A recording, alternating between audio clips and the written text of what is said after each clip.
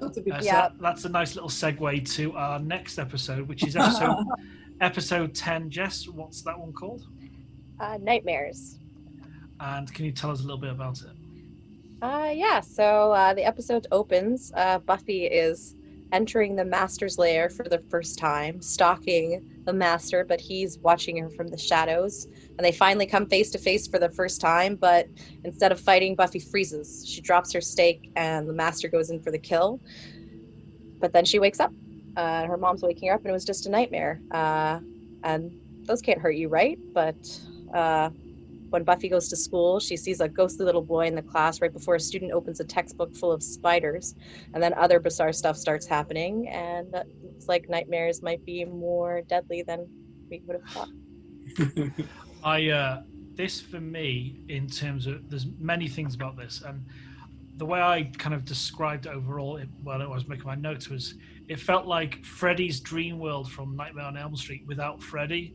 Yes. Mm-hmm. It was just everyone's worst nightmare happening. Yeah. I thought it was executed beautifully, because there were so many different nightmares and very subtle ones going on all over the place. Like, and obviously we're jumping into this, but when Giles has the nightmare about not knowing where to go, in the library, I thought, it's so clever straight away.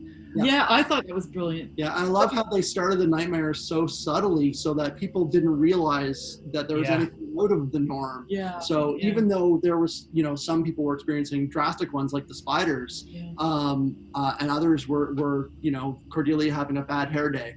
On the chest. Yeah. The chest. My favorite. Really oh, sorry. My favorite was the guy that looked like a greaser with his square glasses. Oh, yeah. And then his mom comes and starts giving him kisses and stuff and embarrassing him in front of all of his friends. I found out after that the guy's credited as way cool guy. Oh my god. That's fantastic. I love the cohesion. Oh, sorry, go ahead. Oh, no, that was it. I was just going to say, I love the cohesion in this, because it's like, and I like the depth of everyone's fear, especially obviously the Scooby Gang, and how it comes around, and it seemed to fit really well. Like you were kind of saying, Alex, like they even though there were other characters with nightmares, like the way cool guy, it seemed to really fit all together, and I think I like getting to know these characters, as weird as that sounds. I really like to know what Buffy's dad scene. Oh my god, I'm getting chills, like outside the nightmare. I thought that was so well acted and so deep and horrible. Yeah. This is the first episode that they've really touched on the divorce of Buffy's parents, and that was a brilliant setup for her fears. For her nightmares involved in that. I thought that was very, very well done. Yeah. Well, this is the I know we're only 10 episodes in. This is the first time we've seen the dad as well, isn't it? Yeah. Yeah. He was a little bit nondescript for me. I thought it'd be someone we knew, or he was pretty nondescript, but good actor. Yeah, when I was obviously you kind of know it's her nightmare where she's outside on that chair outside the school, but I was like, oh, that's a bit harsh. Don't be so harsh to her. Yeah. Really, he was pretty brutal. Yeah.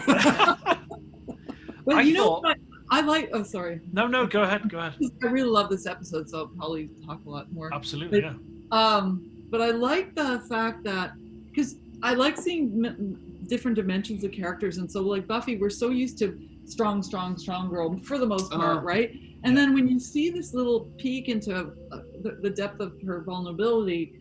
It's actually kind of cool because it rounds out the character a lot. Yeah. Anyway, sorry. I liked also that I can get into this later about like kind of comparing her fears to Willow and Xander's, but I like that she also had normal ones, like the class that she'd never been to and didn't study for the test. That speaks to me. I still have that nightmare now. Like how it's been 16 years since like 12 years since I've had to do an exam, and I still have that nightmare. Same here. And that's one of the things I liked about it, is they had a really great portrayal of nightmares from large to small. I mean, just Xander's alone. Oh my god, were hilarious. Oh my god, yeah. He's mocking other people for their nightmares, and then not scared of the spiders, and then he shows up in class wearing nothing but his underwear, and then Nazis. Nazis. Yeah. I did like that. Yeah, I love that. We got more of a feeling of how long-term Xander and Willow's friendship was, is the fact that they were both laughing at each other for their fears. Like, oh, you're scared of spiders, ha ha ha. And then she's like, oh, when you freaked out because of the clown, oh crap. Yeah, I love that too, Jessica. Good point. Yeah, that's a really clever way to put that information across, and that was something that was so clever about this. Is there's so much writing going on, and it's not like obvious. Nothing's really obvious in this episode. It's just beautifully crafted. Absolutely. And I thought one of my first notes was obviously Buffy's nightmare at the beginning, and then it was Wendell. I thought Wendell was going to be a new random Chet. But no, obviously it turned out to be a little bit more than that. And initially, when I saw that kid at the door, I thought, oh, right, okay, he's obviously connected to everything because it was so different to everything else. But I thought that was Joseph Gordon-Levitt. That's what I said! I thought it was that, but it's like, I looked at it, I don't think it is because he had similar eyes. No, it's not. I think he would have been on Third Rock at this point in time, so yeah. Yeah, and he's a little older than that kid, because he's really young on Third Rock, but he's just a little bit older, isn't he? Yeah, I thought that's funny, the same thing. And one of my other little notes is that the smoking socks poster. Did you notice that? I love that. No, it was smoking can kill. Right. I think there's a few. Kills, isn't there? I think. Smoking kills. Smoking kills. Do they zoom in right when? Yeah, right. I'm sure there's a smoking socks post. I'm sure there's another one in the hallway. That's great. So they got that message in that people shouldn't smoke. 2 episodes. Because you'll get beaten in a basement by a terrifying thing. 2 episodes in a row. Absolutely, That was too much of an evil. Very anti-smoking. Yeah. Which it's also like that's something you never would you see that on a kid's show nowadays? Like a student going down and having a smoke? Like no. I don't guess I. You're right. When you go, you don't go and smoke where Freddy Krueger lives, do you? You know, that's what it reminded me of. Freddy Krueger's boiler room, and I loved that. I absolutely loved it. You picked the most creepy part of the school to go and by yourself and have a cigarette. Yeah, there's some strong messaging there, David, isn't there? But yeah, the Wendell, when he was had that monologue about spiders and nightmares, I thought that was really okay. This is a nice little step up. There's something brewing here in terms of the whole episode when he had such a meaty dialogue for a smaller character. Yeah. Dave kind of said the same thing. Yeah, and his acting I thought was excellent for something so subtle, and you have no idea whether they'll be reused in other episodes or not, but absolutely excellently done, I thought. Yeah. I just thought sorry, Jess. Oh no, sorry. I was just gonna say the depth of the fear was good. It wasn't just like, oh, spiders are scary. It was like I had a tragic story about why this is something that really like a traumatic event from his childhood that he's coming back because of his guilt. So I thought it laid the groundwork nicely for the stuff that comes later, especially with Buffy. So absolutely, yeah. Did any of you have? We all must have had a favorite nightmare that someone was living through in that episode. Yeah, Willow's. I still have those as well. I have a few of them, so maybe I need help or something. But Willow's, just as a performer, like my nightmare would be not to be prepared before singing. You know, like so even though she doesn't sing, it's weird. How about you guys? Yeah, I like that one too. I liked the like weirdness of Xander's one before the clown appears. Like he goes into this broken down hallway of the school for some reason, and there's swastikas on the wall because I guess that's his Nazis joke, and then he's eating candy bars off the floor. Oh my god, yeah, that was weird for some reason. and then the clown appears. It was just so bizarre. But I mean, God, that's dream logic. Like, I guess it's just weird things like that happens, right? But that was so funny. That clown was amazing. He was so terrifying. He was so scary. The way it was, it's so powerfully running. It was great because clearly that shades of Pennywise, but I love that. Yeah, just its laugh the whole time. Was great. Whoever that was. My favorite fear had to have been Giles not being able to read. That was so subtle and so like if you know Giles' whole character, that just like shake him up so deeply. Was that when you personally related to? Yeah, absolutely. Oh, really? Well, I don't know if I mean personally, the giant wasps outside the building probably.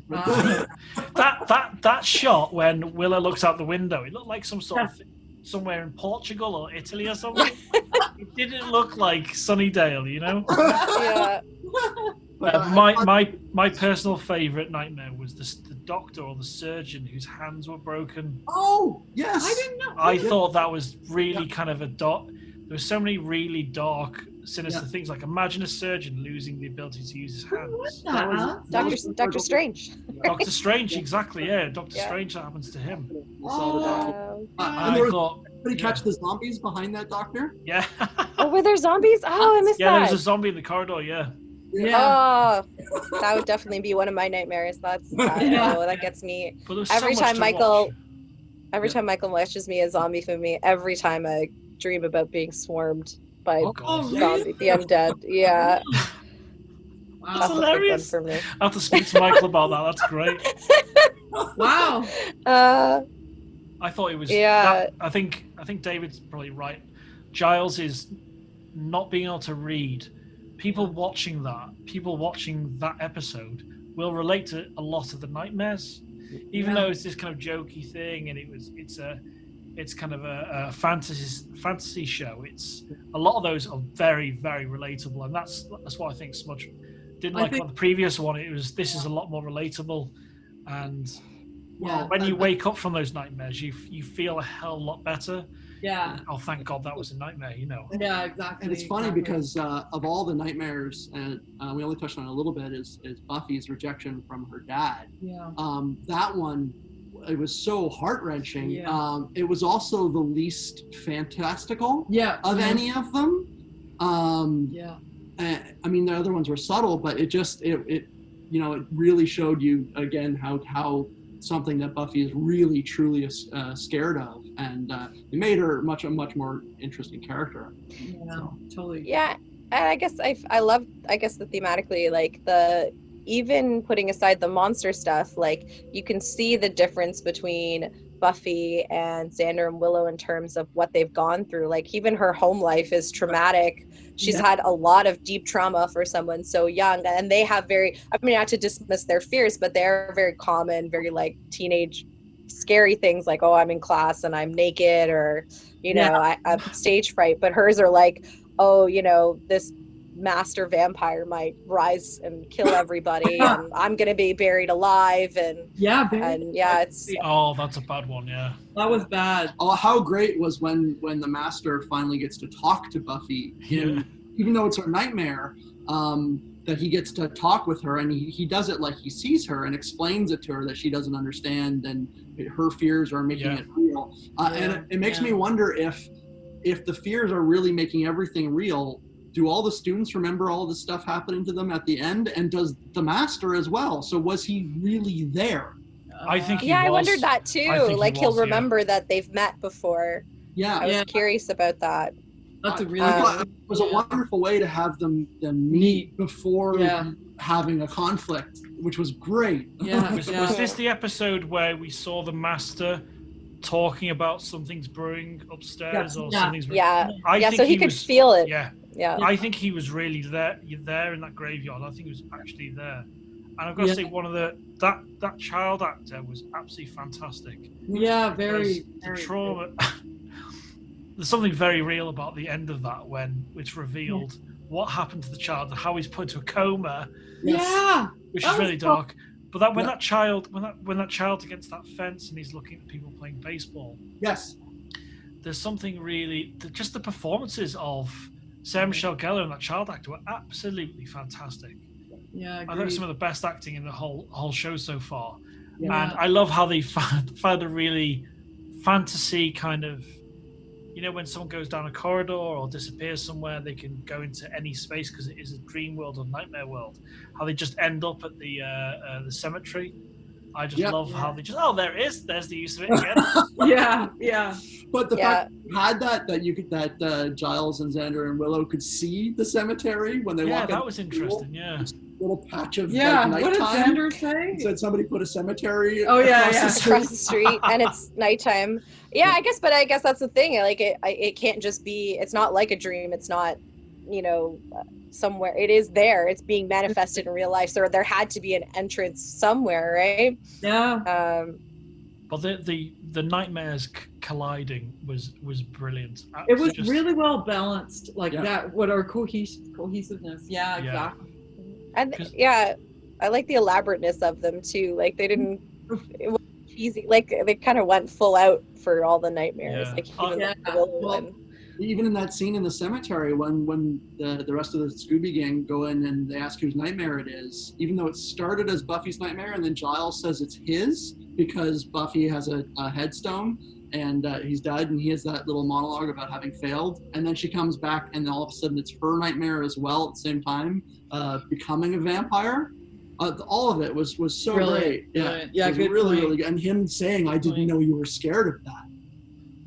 That was really interesting because that's quite a not necessarily a deep thing, but it's a very almost like Giles is embarrassed he didn't know she'd have a nightmare about that happening. Yes, exactly. As somebody who's supposed to be her mentor and father figure. Yeah. Really clever writing. Really clever. And really, of course, Giles, he such good acting too. Yeah. I've got to say that the for a child to be put into a coma by the baseball coach, he must have assaulted or hit him or something. Yeah. Because it's really dark for him to have done that. Yeah, I mentioned that as well when we watched it, that they could kind of they dodge around the subject a little bit. But clearly, he did something really awful to this child. I think he probably hit him with a bat because obviously the monster that was constant had this kind of club arm.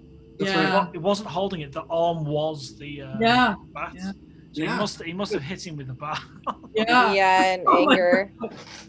It's sad. It's but I guess there are crazy people out there that put all their self-worth into winning a Little League game, which is bizarre. But I liked thematically why the fact that the rapport with Buffy and Billy, because here she is terrified of taking on that divorce, all the blame on herself. It's all me, I made it happen. And he's kind of doing the same thing with him, right? It's my fault I lost the game, it's my fault. And she gets to tell him you can't take that all on yourself, there are other people out there. And it's kind of that's a great point. Because the kid says it at the end, doesn't he? He says there's more than just me on the team, there's 8 other people or whatever it is. Which is what she says to him. Brilliantly rounded really ending, well rounded. And I thought it was, in terms of the way it was executed and obviously the storytelling, I think it was one of the best. Because it was I love how elaborate it was. I do love the simplicity of the previous episode as well, but this is really just the music, everything about it was there was a lot of nightmarish stuff in this episode that related to me in terms of I used to be scared shitless of Krueger or watching Freddy Krueger films when I was really young, 5 or 6. My brother exposed me to Child's Play and all sorts. And when I watched this, I thought it felt like Krueger's playground. That's what it really felt like. Oh, wow. And just really twisting. Oh, one of the best tiny little moments, Cordelia was helpful to Buffy. Took her to the class and she was helpful. That was that's a clear sign this is a fucking nightmare. This is not real. That's true. That's great. Her little shallow nightmares were a really nice little touch about how just she doesn't want to be unpopular and and the hair, bad hair. It's not that's just the her hair, worst it's the clothes nightmare as well. It's the clothes she's wearing. The chess club, her being dragged to the chess club is so... Not even on the chess club. The thing is, I was part of the chess club at school. I loved it. Yeah. Yeah, I love chess too. Yeah.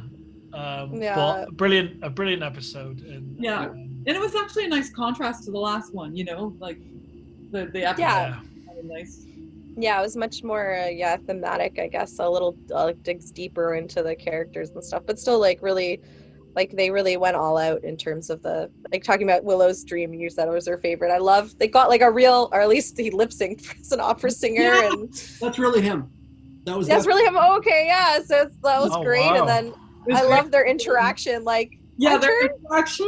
The way he's like. I thought it was brilliant. Like the details in this episode are really the details good. are everywhere, like in the writing, in the character development, because it's kind of a really. So it's one you could easily watch again and notice a lot of other stuff, I think. True. And that kind of brings us nicely to, we've only got 2 more episodes of this season to go. Season? Oh my God, really? Yeah, I guess we're flying through it. So, Jess, what are the next 2 episode names? The next 2 episodes are Out of Sight, Out of Mind, and Prophecy Girl, which is the season finale. Wow. Yeah, anything with prophecy in, that's it. It's it's a big one. Exactly. So yeah, I like the next one too. I think that's one of my very memorable ones for me as well. And gets back to that theme of what we were talking about with like taking real life feelings and like blowing them up to like supernatural consequences, which is cool. Was there a body count with this episode? No, nobody died. So died. no deaths, and I liked that also, like, because we hadn't seen the Master for so long. They kind of looped him in to this episode just to remind you of the overarching, like, where we're headed, like, into this season finale. Because if they hadn't had him in this episode, even though he didn't do anything, it would have been like, it had been since Angel would we really had any interaction with him. So it would have felt really, and I don't think he shows up next episode. So I like that they kind of sneak that in just to remind you of what the stakes are. I feel as though they give that child, this is kind of a dark, it's not a joke, but they give that child a demon voice, because every time you see the Master with a child, it looks like he's grooming the child, but that's actually a demon, or what's the character called? The Anointed One. The anointed one, yeah. So I love the dynamics of everything and all these big characters. It's kind of coming to a really nice kind of tipping point now for this season. I felt that's how when the episode opened with Buffy in the Master's lair or prison, that sort of goes into the very beginning of the season where they talk about her having prophetic dreams. And it kind of, like you said, Jess, it kind of ties the story back into everything else of what's going on and creates this big continuity that's really great. And especially, I guess we can talk about that later, but of him burying her alive was an interesting little thing that I can revisit once we get there. But so brilliant. Oh, I just had a little trivia for the episode. So going back to where she gets buried alive, apparently that is a genuine fear for Sarah Michelle Gellar, and she actually told production that she couldn't do it, like no way. And for some reason that message never got across. So like 4 a.m. in the morning on filming, they're like, "You're getting in the box and we're gonna bury you alive." And she and they're like, "You just have to do it," and they forced her to do it, and she cried the whole way home after filming it. One of her like worst fears. God, I feel bad. I bet season 7, Sarah Michelle Gellar would get that decision. She'd be able to choose what she wants. Oh my God! Wow, that's really great, and that is a horrible fear. It's just horrible, the idea of that happening. Yeah. But that was I guess that was a good thing about this episode, was this very like, there was like the funny Xander like naked in class, but then these were some really deep, deep dark fears that they had some of them show up. So it I guess brought back like the horror element more, which is good. Well, I thought when Xander punched the clown, I thought that was going to feed into a way of battling the nightmares. Me too. Me too. Except they said when they run out of the school and Xander says he feels like he's free. I can't remember exactly what he says. Something like that. And I think Willow says, well, clearly no, not everybody else feels that way because everyone's running around screaming. Yeah. Yeah. So I like how Willow was asking if he still liked Buffy. When very she was a vampire. When she was, Oh, Yeah. that was brilliant. Yeah, Buffy being turned into a vampire, that was great. That was really interesting. Yeah. It was cool to see her in the makeup, and I think that's the only time that ever happens. Like Really? we never, I was gonna ask you guys. we never see it again. Well, Oh, that's really interesting. but also, like, I like the explore. I think they explore this, but only in the comics, not quite in the show. But the idea that the Slayer magic paired with being a vampire makes her like much stronger. Like she had no problem facing the monster, Lucky 19 monster, when she was a vampire. So it like really upped her strength a lot. Interesting. There's some very interesting stunt double shots in this episode, and and the last one as well. And the last episode, there was some like, she's much stronger. That's she's so built that stunt double, and because she always wears sleeveless tops. Like it's just so much more obvious when it's not her. I always find that it's the speed of how she moves. She's so much faster than Sarah Michelle Gellar. You always see Sarah Michelle Gellar doing kind of like this thing, and whenever it's a stunt double, it's really quick. Oh, I didn't know. I love the way they cleverly, it's obvious, but they cut back into a mid shot of Sarah Michelle Gellar, and it's like a jump into the shot. Yes, they cut back to it. I just love that. I absolutely. But I think this is probably the best episode so far this season. Yeah, me too. I think so. I agree with you on that one. That and the ghost coyote things in that random episode, like what 6 episodes? The pack. Oh my god! When they eat the principal. Oh yeah. Oh, it was that. It was them that ate the principal. Yeah. That was it. Yeah. Yeah. Because he was woolly-headed liberal thinking. Gotta meet him. Yeah.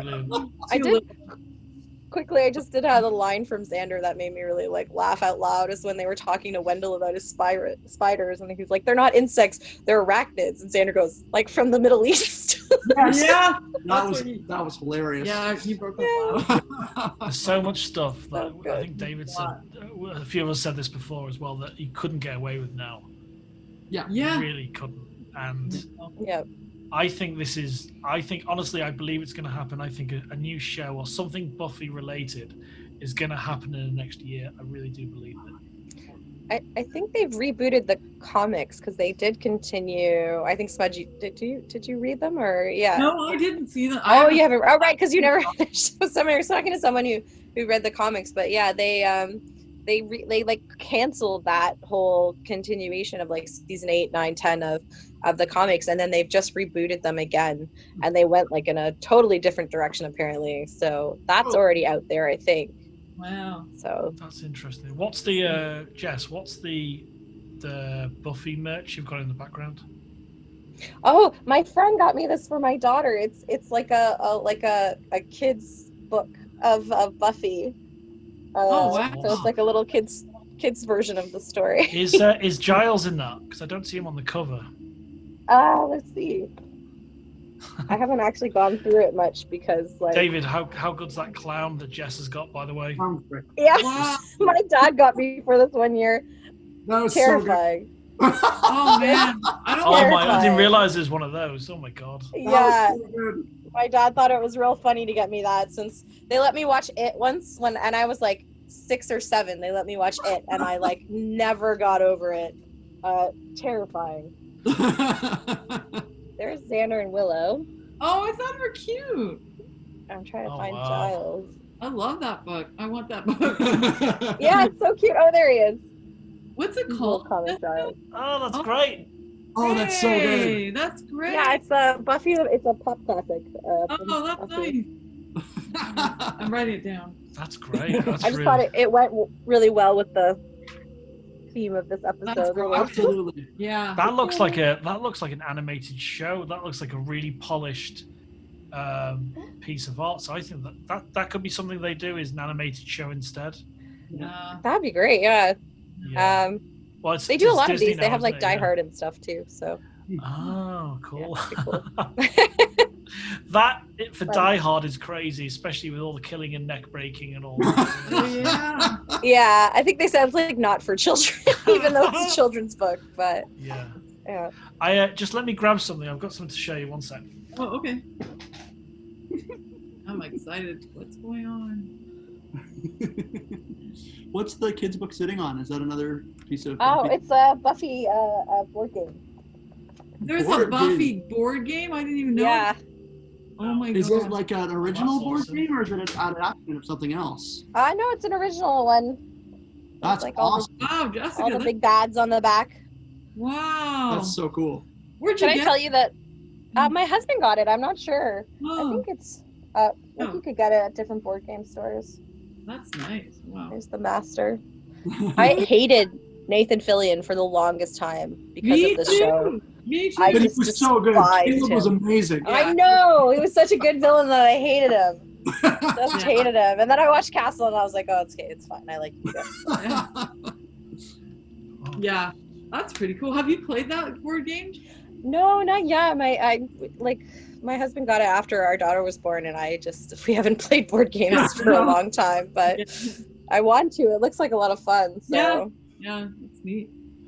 So yeah, I think we should definitely do something special for the next episode in terms of not watching it necessarily live or something, but we should possibly watch the pilot or the movie together or something like that after the next episode, like a little special bonus thing. Yeah. So if anyone wants to kind of throw any ideas about what we could do or something slightly different. Yeah. I don't know where you could fit it in, but I had some I've been doing little charts. I know it's obsessive of my kill counts and kind of who has the most kills, how many people around demons Buffy took out, how many vampire kills there were, just to see did she fight off the vampires this season? Who won in terms of death count? Who killed more? Wow. Did she get it? That's great. Did she kill more vampires than vampires killed humans? And then also who had the highest kill count in terms of besides from Buffy, who took out the most demons or who was the most deadly monster? That one person. Xander punches somebody. Remember once? Says, I hit someone. Oh yeah. No, hilariously, he's in the lead kind of for kills right now, Xander. Really? In terms of up to this point. Wow. Yeah. Oh, that's interesting. I feel there's a mega spreadsheet going to happen. Yeah, I'm getting confused with my notes, so I was actually gonna put it out on an Excel, which is such a dork. But oh no, I love that. I dig that. The thing is, if we make it Slayer talk related rather than because of what you've picked on and what I like in terms of the spell names and areas of the school and stuff like that, things that are unique to us, I think that'll work really well. Vicky bought me a couple of presents recently. She bought me a Stephen King book, and this is not Buffy related, but she also bought me this. I can read that. Oh, that's awesome! Wow.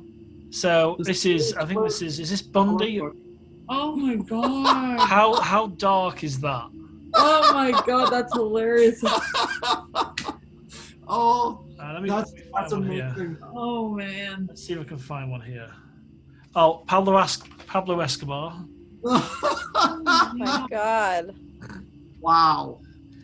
If when you go to someone's house or you see their DVD collection or their book collection or something like that, when you go into our living room, there's obviously Blu-rays, there's kind of little Indian ceremonial stuff, there's little nice little things like that, Christmas lights now, but there's a compendium magazine, like a £9 magazine with all the top 50 serial killers. So there's some really odd stuff in this house, and this has got. Yeah, that must throw some people off. Look at that! I don't even know who this person is. Look at that! I don't know, but they're serious. Holy cow! So yeah, it's. Have you colored any of them yet? No, and yeah, especially when you start off with Bundy.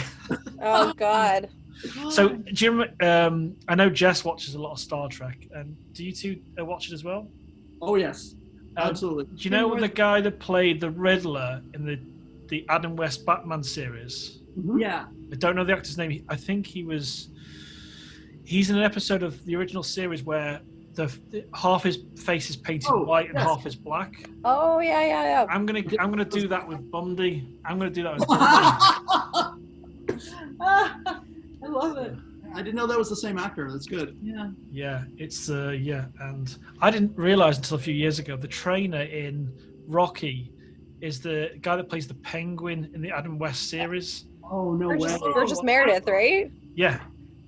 He's also in. The only reason I know him is, did you ever watch Grumpy Old Men?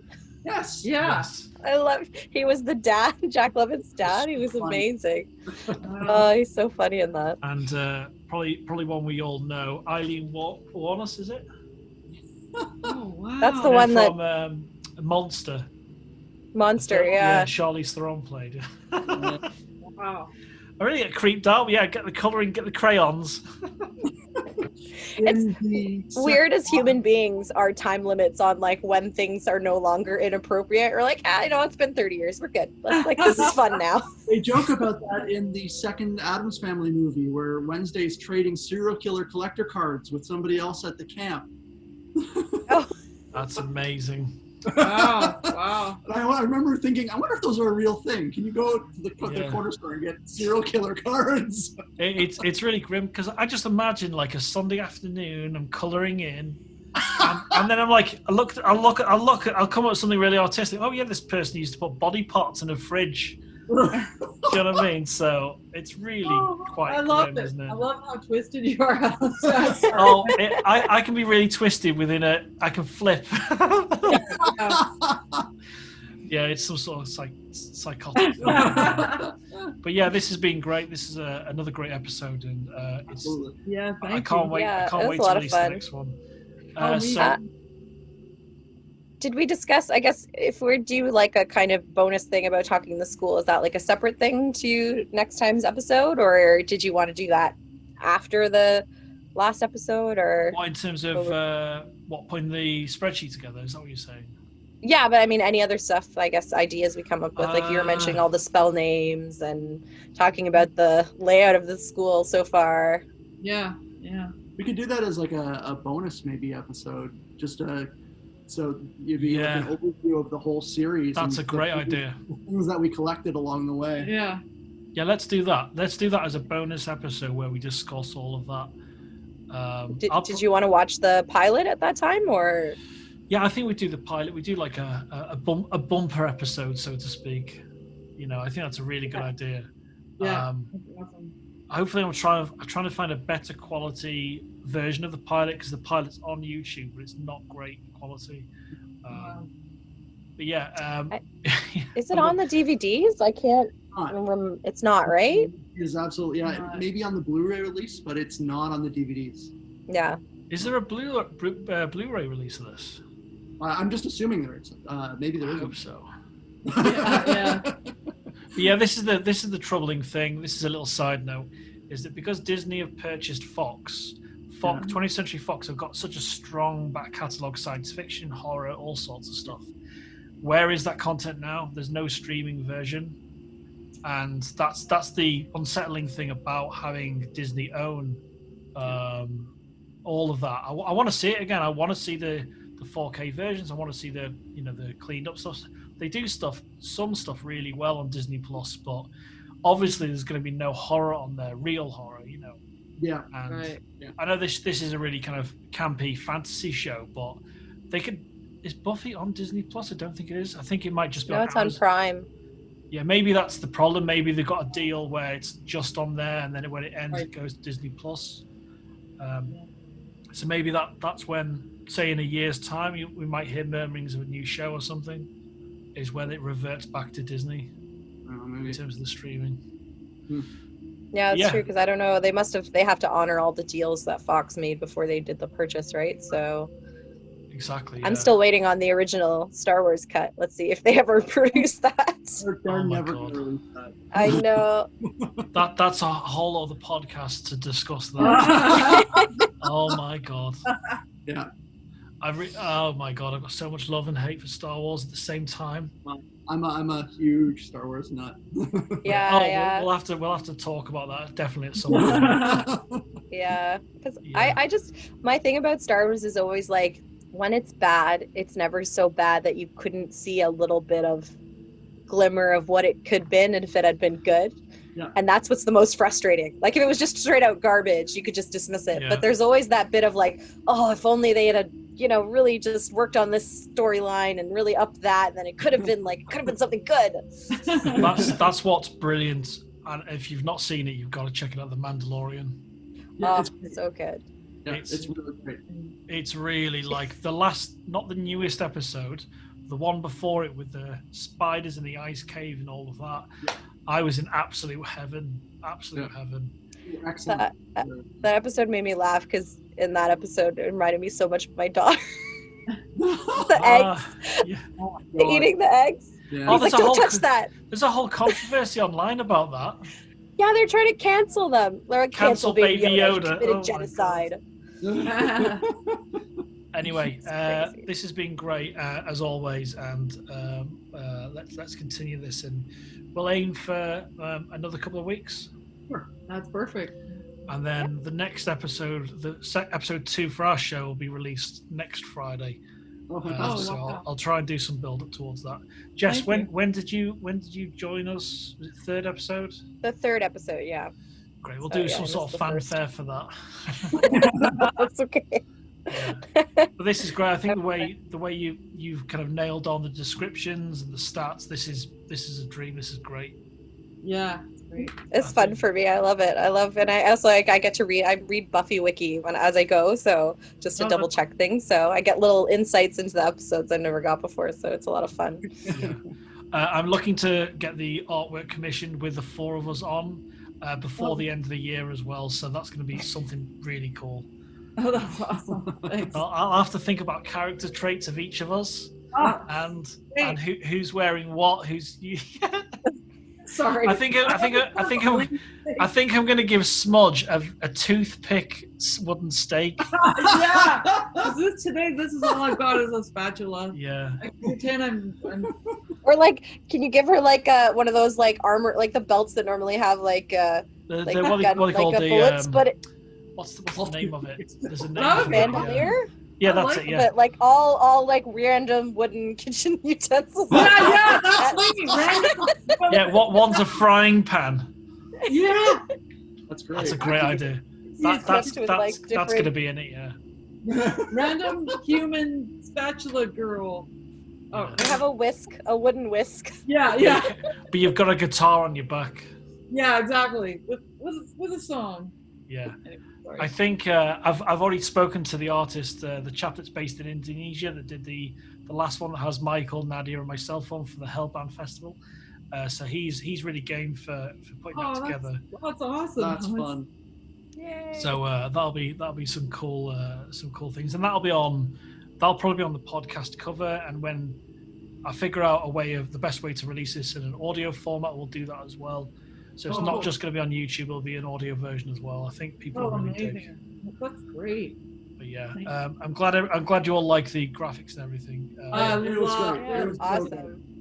So, Just perfect. took a little bit of time to put together, but it was well worth it. Oh, it's really brilliant.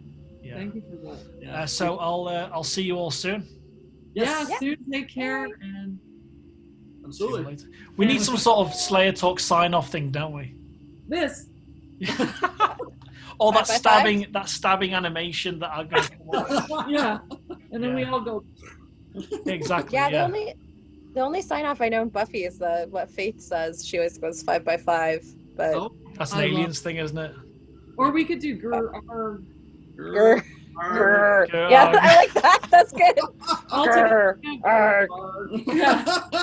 Yeah. Just like slowly walk ourselves. Yeah. Actually, I like that. Yeah, that's a very David Caruso CSA Miami thing. Walking off screen. So I'll see you all soon, and I'll send out some times and stuff a week on Friday. And keep your eyes open for the post. Yeah, absolutely. Yeah. Yeah, I mailed it a couple of weeks ago, but it's regular mail. Oh, cool. It'll feature here. Something or here or whatever, so that's all great. I'll see you all soon. See you soon. Thank you. Bye. Bye. Yeah, bye. Bye, guys.